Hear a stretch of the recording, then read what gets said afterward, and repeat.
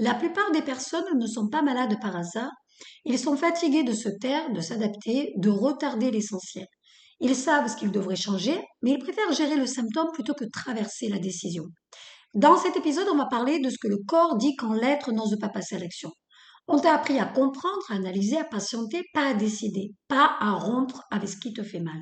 Si tu attends encore le bon moment pour changer ta vie, eh bien, ce podcast est pour toi, parce qu'aujourd'hui, on va parler de la vraie raison pour laquelle les personnes préfèrent leur excuse à leur transformation.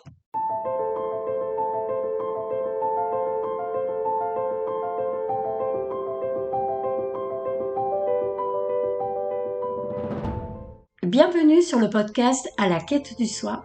Je suis Valérie Bastide, chamane, experte de la guérison et de la transformation énergétique.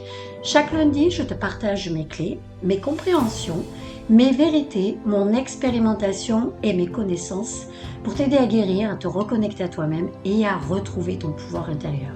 Ici, on parle vrai, santé, énergie, émotion, maladie, conscience.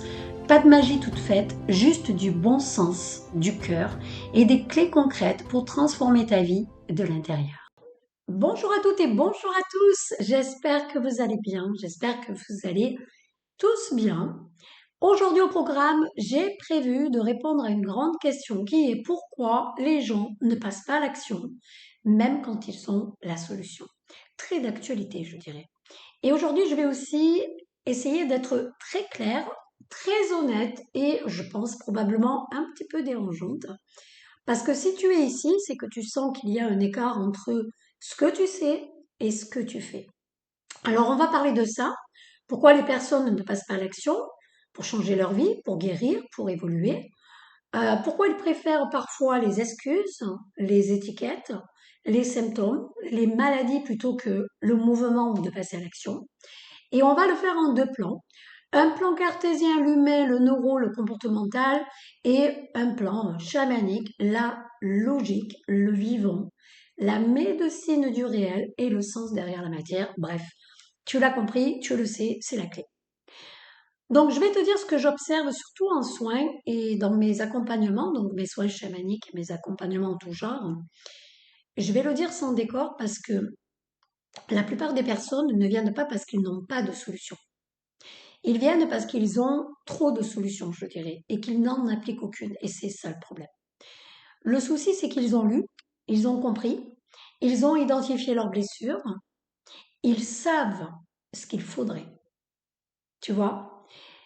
Mais le problème, c'est quand il s'agit d'un geste concret, d'une décision ou d'une posture non négociable, eh bien, ça se ferme.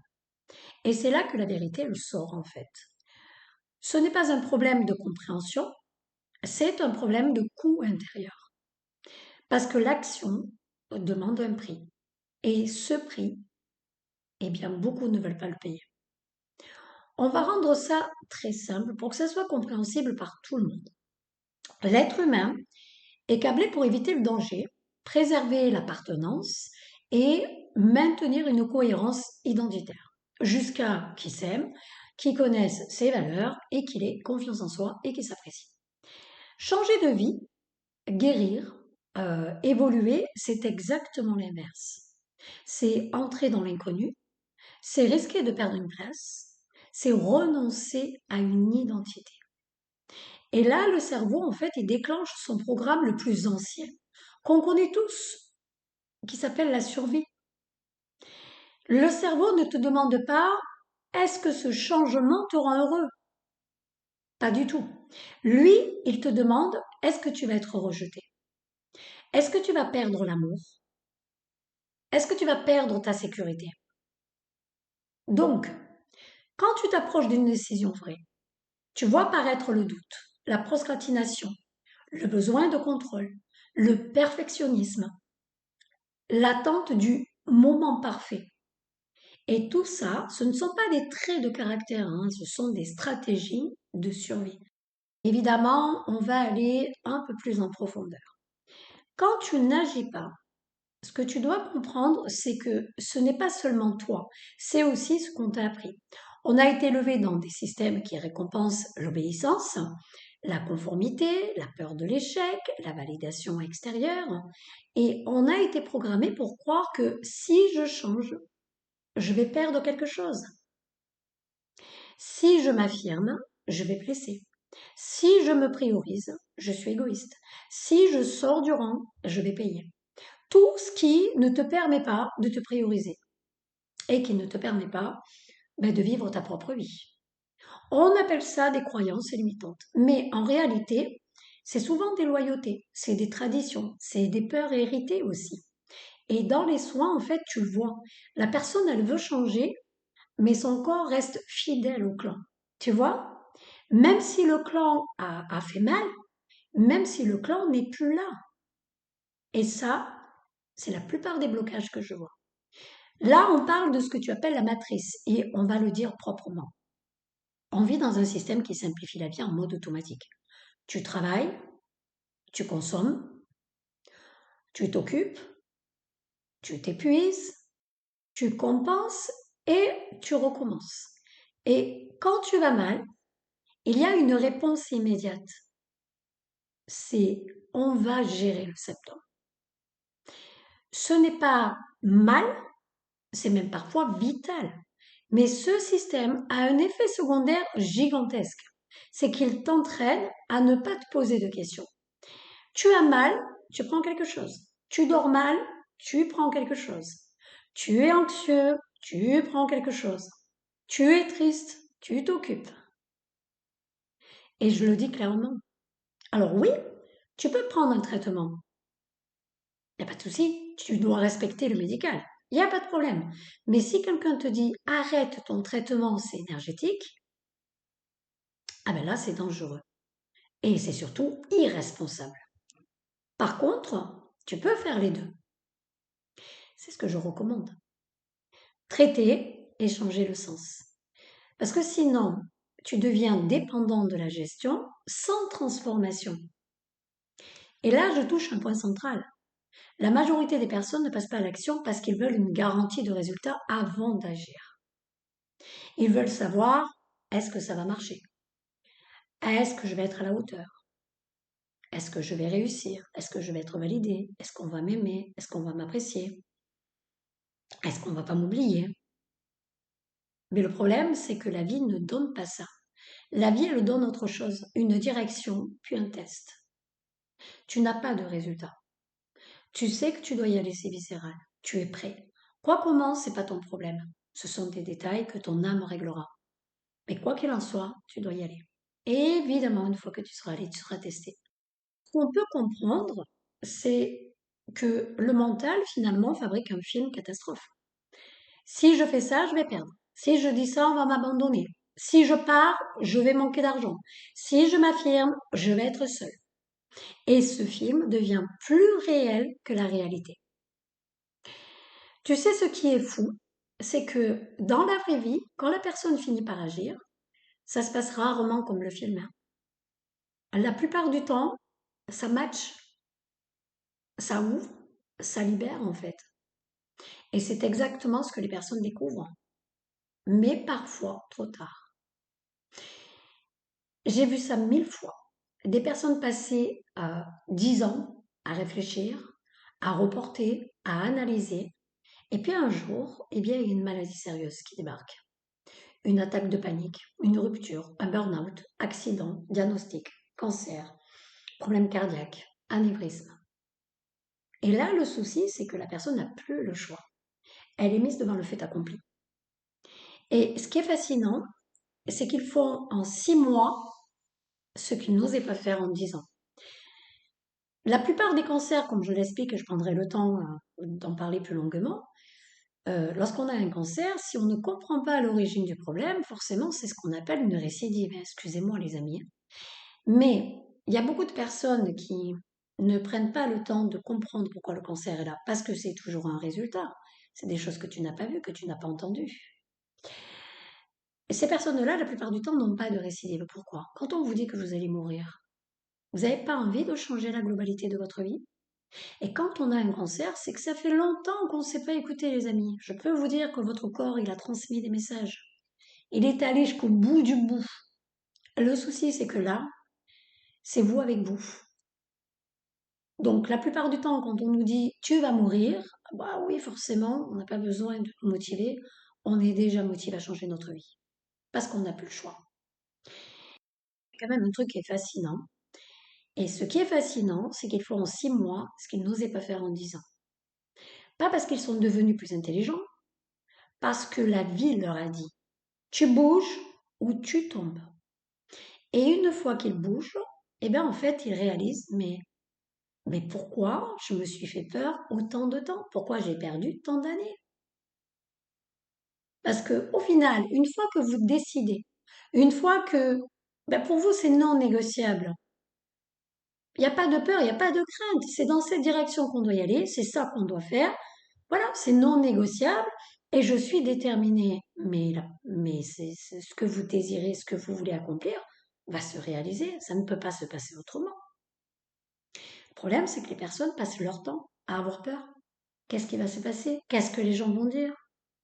Est-ce que je vais y arriver? Mais si tu passes pas à l'action, tu ne le sauras jamais. Maintenant, on revient aux étiquettes, mais je vais prendre le temps de parler de ces fameuses étiquettes parce que c'est quelque chose qui me fait rire. Alors, une étiquette peut rassurer parce qu'elle donne une explication, une communauté, une histoire, une cohérence. Je suis comme ça parce que, ça on l'entend souvent. Oui, je suis comme ça parce que mon père il a la thyroïde et j'ai la thyroïde. Ok. Le problème, c'est que l'étiquette peut devenir une identité. Et c'est le cas à l'heure d'aujourd'hui pour la moyenne de la population. C'est aussi surtout une excuse. C'est un permis de ne pas changer. J'ai ça. Voilà, terminé. Ça ferme la discussion. Et la matrice, elle adore les identités figées. Parce qu'une identité figée, ben, en fait, qu'est-ce qu'elle va faire? Elle va consommer, elle va répéter et surtout, elle ne dérange pas. Donc, on a un système où on traite le symptôme, on va donner une petite étiquette et on apprend à vivre avec. Il y a beaucoup d'énergie pour vous apprendre comment vivre avec, mais il n'y en a pas beaucoup pour vous expliquer pourquoi vous avez ça. Et parfois, la personne s'installe dans je suis ma maladie, je suis mon trauma, je suis mon diagnostic, je suis ma blessure d'âme. Alors le souci, c'est que dans la médecine du vivant, hein, donc celle que je transmets, tu n'es pas ce que tu traverses, et tu traverses ce que tu dois intégrer, ce que tu dois comprendre. Finalement, derrière tout ça, ce sont des leçons. Hein. Tu es là pour apprendre tes leçons et pour évoluer. On est des éternels étudiants. Donc du coup, je vais parler du corps maintenant, puisque je nie pas la médecine, je parle du sens, pas du diagnostic. Moi, ma médecine, c'est la logique, c'est le réel. Le corps exprime souvent ce qui n'a pas été dit, ce qui n'a pas été choisi, ce qui n'a pas été assumé. Pourquoi la plupart des personnes sont malades, ont des symptômes, sont complètement déconnectées de leurs émotions, on va pas se mentir, sont haineux, sont aigris, sont pas connectés aux autres, à la nature, les animaux, enfin bref. Pourquoi? Parce que oui, comme je vous disais, c'est une excuse, mais ce sont des personnes qui sont dans le métro boulot dodo. Ce ne sont pas des personnes qui sont dans le moment présent. Donc comment voulez-vous comprendre ce que votre corps vous dit? La thyroïde, symboliquement, c'est lié à la voix, à l'expression, à la vérité dite. Ok, ça on le sait. Beaucoup de personnes avec des troubles de thyroïdien, et j'en ai eu pas mal, ont vécu une longue période de silence, de non-dit, d'autocensure, d'adaptation permanente. Et je vais le dire avec précision, la thyroïde, elle n'est pas une vie. Et on l'a pas à vie. C'est un signal. Quand la personne commence à dire, poser, sortir du rôle, déposer le poids et comprendre l'origine qui est liée à son histoire, la thyroïde s'en va. Tout le monde a été confronté à un souci de thyroïde. Je pense que la plupart des personnes qui n'osaient pas dire de peur de blesser, d'être jugées, de ne pas être acceptées, de ne pas être aimées, je pense que vous étiez pris au niveau de la gorge. Alors si vous pensiez que c'était le rhume, certes. Mais le jour où vous avez déposé, il n'y avait plus rien. Bon, ben voilà. Donc, quand la personne commence à dire à poser, sortir du rôle et déposer le poids, il se passe souvent quelque chose, c'est que parfois lentement, ou parfois de façon rapide, tout dépend le temps qu'elle met pour déposer. C'est pas magique, c'est pas automatique, mais le corps répond. L'estomac, il parle de digestion émotionnelle, de famille, de sécurité affective et d'amour. Quand on avale sans digérer, le ventre parle. Quand on a besoin de la validation, peur de pas être aimé, qu'on a du mal, enfin, on est en quête d'avoir la famille parfaite, on a des problèmes de digestion, d'estomac, d'ulcères. Le corps parle. L'asiatique, elle parle d'avancer, de se protéger, de peur de manquer, de peur de perdre une base. Très souvent, de toute façon, l'asiatique, c'est la sécurité matérielle, c'est l'argent, c'est la trajectoire, c'est la peur du futur. Les personnes qui ont peur de manquer d'argent sont des personnes qui ont souvent des sciatiques.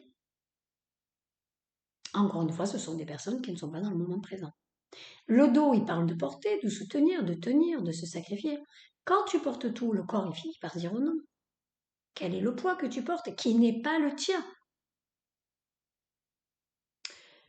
Et je rajoute une chose, c'est que beaucoup de personnes gardent leurs symptômes parce qu'elles ne veulent pas entrer dans la décision qui guérit. Pas consciemment, inconsciemment. Parce que le symptôme fait trois choses puissantes. Il donne une raison. Je ne peux pas, j'ai ça, donc je ne décide pas. Il garde l'identité stable. Je reste la même personne, je ne dérange pas l'autre. Voilà le message. Il évite la responsabilité. Responsabilité ne veut pas dire culpabilité, les amis. La responsabilité, c'est prendre ta part de responsabilité des choses que tu n'as pas dit, que tu n'as pas fait, des choix personnels qui n'ont pas été faits, de la vie qui n'est pas la tienne. Celle que tu es en train de dérouler, ce n'est pas la tienne. Ça veut dire pouvoir d'agir. Et c'est ça le point. Guérir, évoluer, changer. Ça rend responsable. Et c'est important de prendre cette part de responsabilité. On va parler des blessures et on va en parler de façon chamanique et logique. L'abandon, le rejet, l'injustice, la trahison, l'humiliation, et il y en a d'autres, bref, ce ne sont pas des boulets éternels, hein, ce sont des leçons d'incarnation. Les 1% de la population ont guéri de ces blessures. Ils ont guéri de leur passé, ils ont compris leurs leçons, ils sont en train de dérouler la deuxième partie de leur vie. Oui, ils connaissent l'abondance dans tous les domaines. Oui, ils ont la vie qu'ils veulent. Oui, ils sont heureux. Donc ce n'est pas une fin en soi. La première partie de ta vie, tu expérimentes les schémas, les chocs émotionnels, les répétitions, jusqu'à que tu comprennes le message, jusqu'à que tu comprennes tes leçons. Et la leçon, elle est simple, hein, c'est toujours une question de priorisation, de vérité, de limite et d'amour de soi. Te prioriser, prendre ta part de responsabilité, passer à l'action. Connaître tes valeurs et donc du coup tu t'aimeras. Si tu n'es pas dans l'action, tout ceci ne peut pas marcher. Quand tu intègres la leçon, la blessure ne disparaît pas comme par magie. Le souci, c'est que c'est ce que la plupart de personnes pensent. Non, simplement, elle ne pilote plus ta vie. Parce que tu connais tes valeurs, parce que tu sais qui tu es, parce que tu as confiance en toi. Dans les soins, le blocage le plus fréquent, ce n'est pas la peur, parce que c'est une émotion, donc ça veut absolument rien dire. C'est la fidélité, c'est la part de responsabilité. La plupart du temps, les personnes ne prennent pas leur part de responsabilité, sont focalisées sur sa faute à mon père, sa faute à ma mère, sa faute à mon mari, c'est la faute à l'extérieur. On a donné notre pouvoir extérieur, on ne s'est pas priorisé, donc c'est leur faute. Fidélité à un parent, un clan, une place, une mémoire familiale. Charger, c'est risquer l'exclusion symbolique. Et le corps, là, en fait, il te dit, si je guéris, qui suis-je? Si je change, est-ce qu'on m'aime encore? Alors oui, c'est de l'introspection pour toutes les personnes que j'accompagne, c'est de l'introspection, c'est des questions, c'est un date avec soi-même. Et voilà, c'est comprendre, c'est analyser et c'est avancer tout doucement, avec amour, sans se juger. C'est ce que la moyenne des gens ne veulent pas faire. Voyez? Et c'est là que l'acte devient spirituel, pas parce que c'est beau, parce que c'est un passage de tribu. Et maintenant, le point final, si tu dis ce que tu veux, mais que tu fais l'inverse, en fait, ton corps le sait. La vie le sait, tout est une question d'énergie. Tu peux te mentir à toi-même, mais ton énergie, tu peux pas y mentir. Être en accord avec ce que tu dis et ce que tu fais, c'est non négociable. Et c'est pour ça que les personnes passent enfin à l'action lorsqu'ils réalisent qu'ils ont une part de responsabilité. Et là, ben ça marche. Parce qu'en fait, ils se rendent compte qu'ils avaient une part de responsabilité et qu'ils se sont inventés une catastrophe. Vivre avec quelqu'un qui est plus toxique que vous, on est tous toxiques. J'ai fait un épisode à ce niveau-là, parce qu'entendre, oui, mais il est toxique, oui, mais elle est toxique, mais c'est encore une fois des excuses, c'est se cacher et ne pas prendre sa part de responsabilité. On l'est tous. Comment vous voulez apprendre les leçons s'il n'y a pas de la toxicité? Si on ne s'aime pas, si du coup on n'aime pas les autres, si du coup on cherche la validation, on ne peut pas comprendre des leçons. On n'est pas dans un monde de bisounours. Hein. On va juste être avec une personne qui sera plus toxique que nous, qui aura moins d'amour inconditionnel que nous. On va automatiquement, pour comprendre la leçon, puisqu'on ne se priorise pas tant qu'on n'a pas compris les leçons, on va donner son pouvoir extérieur et cette personne va nous dominer. Mais la part de responsabilité, c'est qu'on a toujours le choix d'accepter ou de partir. Si on accepte, ben on ne se plaint pas. Si on part, ben là par contre on se priorise. Mais c'est aussi accepter que si vous décidez d'arrêter cette relation, eh bien le problème c'est que peut-être soit la personne va évoluer, parce que du coup le fait de se prioriser, ça va l'aider, soit peut-être que la relation va s'arrêter parce que cette personne n'en est pas à ce stade-là, elle a besoin encore de se nourrir de l'extérieur, elle a besoin de se nourrir de d'autres personnes. Vous voyez? Donc, la plupart du temps, une fois qu'on a compris ça, eh bien, ça marche et on est libéré. Donc, si tu te reconnais dans cet épisode, je vais te laisser avec une question très simple. Qu'est-ce que tu utilises comme excuse pour ne pas entrer dans la décision? Tu as un petit cahier, un workbook, cahier d'introspection que j'ai mis en place. Donc, tu pourras retrouver le lien ci-dessous. Tu le télécharges, il est gratuit. En même temps, tu auras la transcription de l'épisode et pour les personnes qui ont du mal à entendre ou qui ont envie eh bien, de le télécharger. Vous pouvez cliquer sur le lien qui se retrouve dessous. J'ai toute une bibliothèque sur Drive où là, où j'ai tous les épisodes depuis des années avec tous les cahiers, toutes les introspections, voilà, pour les personnes pour qui ça intéresse. Tu peux garder ton traitement, tu peux garder ton accompagnement, mais le seul conseil que je vais te donner pour terminer cet épisode, ne garde pas ton mensonge intérieur. Parce que prendre sa part de responsabilité, c'est la clé de la guérison. Je te dis à lundi prochain, je t'embrasse très fort et surtout, prends soin de toi.